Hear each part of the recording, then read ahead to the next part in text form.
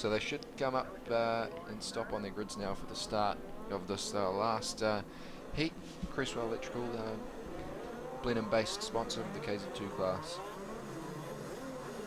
You see Bray there has stayed right over on that racing line until the last minute, try and get those tyres dry or get the dirt off them.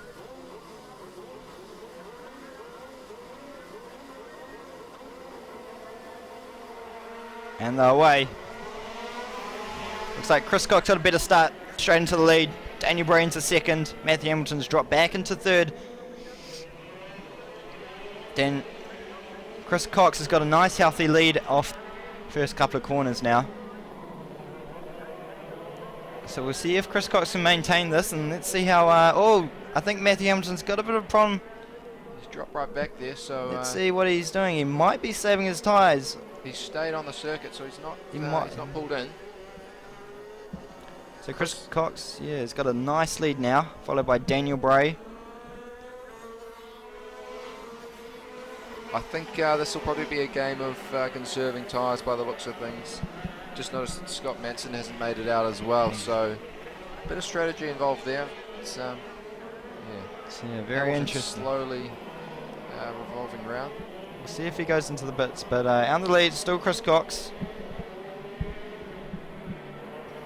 In his Maranello car. Running 2 classes today, so it's going to be hard work for him. Obviously he's running in the Rotax Light class and KZ2, so I know we've only 5 classes today, and in 2 of them it's going to be pretty hard work for Chris Cox. He's really extended that lead, so...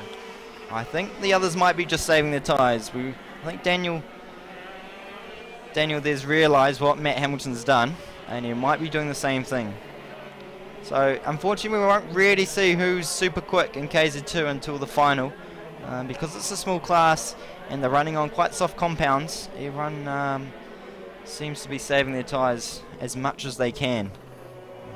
What would you do in this situation, Richard? Well, it's interesting to see because obviously Bray and Hamilton have backed right out. I'm not quite sure how the points are going to work out. If Hamilton will stay on the pole position for the pre-final, but certainly Bray's back right up there. He's circulating about a 40.8 while Chris Cox is doing 38. And Matt's gone through to the lead, so is Regan, so Regan's passed Daniel, so Daniel's definitely saving his tyres in this one, I think, ladies and gentlemen. So where they are now, I would say that Hamilton will still start off the pole depending on where Chris was in the last one. As you saw Chris just flick through the camera there, and we've got a bunch of Matt, I think, Regan and Daniel. So Chris might not be saving his tyres as much as he just goes through to the sweeper now. He's backed out of that one, so his best time was a 37.9 on the second lap. He's now circulating around the 39 seconds, so certainly back right out of it. As you can see this nice camera angle, we see the carts going through the field. You can see Daniel Bray maybe not working as hard as he probably could. He's still on the back of Regan Carter in the 41 CRG. But Chris Cox still going as he comes past the camera now. And Matt, Regan and Daniel all holding steady. So unfortunately we only have 4 carts in this race at the moment. But don't be phased. We'll get a good... I'm sure we'll get a good final with people with fresh tyres. Okay, so as Daniel goes under Regan again, so he might be picking up the pace. Daniel's just playing a bit of a head game, I think. Saving his tyres, but still making sure he's in a reasonable grid position for the pre-final and final.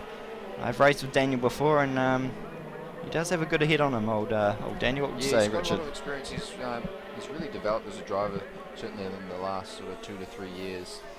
You know, he's been around for a long time, but the professionalism that he shows has picked up massively. It's great to see. And also running his cadet drivers today will make his weekend not the easiest or not the relaxed of weekends, but Daniel being Daniel will go hammer and tong every race he goes out in.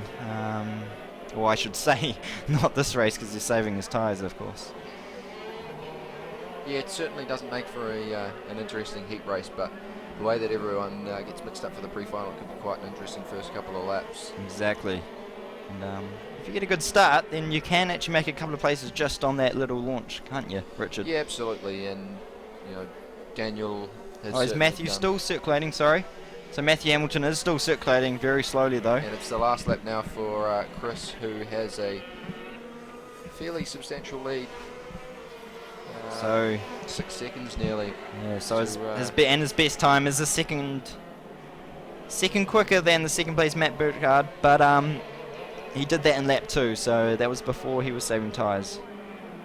So just to show how much slower Bray and Hamilton are going, Chris Cox's fastest time is 37.9, Bray's fastest time at 39.2, and Hamilton is way back with a 42.5 as his fastest time. So yeah, certainly some interesting tactics as Chris comes across the line. Hamilton a lap down, and Matt Burchard in second.